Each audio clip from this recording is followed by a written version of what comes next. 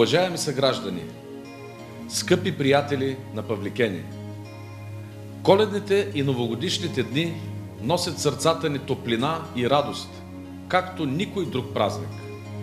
Събираме се и заедно посрещаме Рождество и идващата нова година, с надежди да ни донесат още по-добри дни, семейно щастие и благоденствие.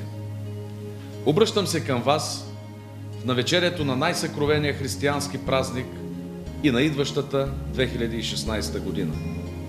По традиция, това е време за равносметки.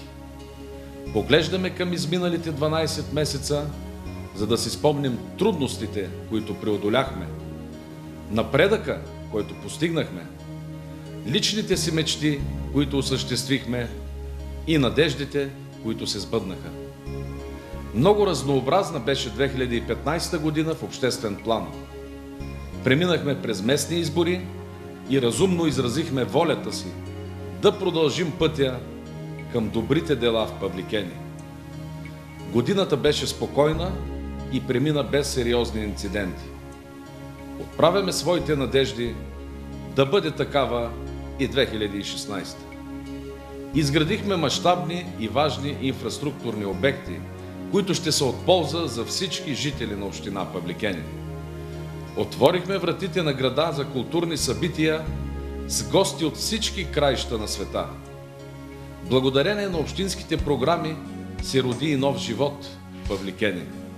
Днес се радваме на първото ни инвитро бебе. Изминалата 2015 година беше време на успехи и напредък. Задружни бяхме в големите строителни обекти, в големите празници и в големите постижения. Общността на Павликени показа, че вярва в добротата. Много от нас станаха добротворци и помогнаха на хора в тежко положение. Стараехме се да бъдем чисти в мислите и делата си. Скъпи приятели, пожелавам ви здраве и берекет. Нека мечтите и желанията на всеки от вас станат реалност. Нека дните ни да са спокойни, любимите ни хора да се радват на обичта ни, а бедите да ни забравят. Пожелавам ви задаващата се 2016 година да е по-успешна и по-щастлива от изминалата. Благословена Коледа!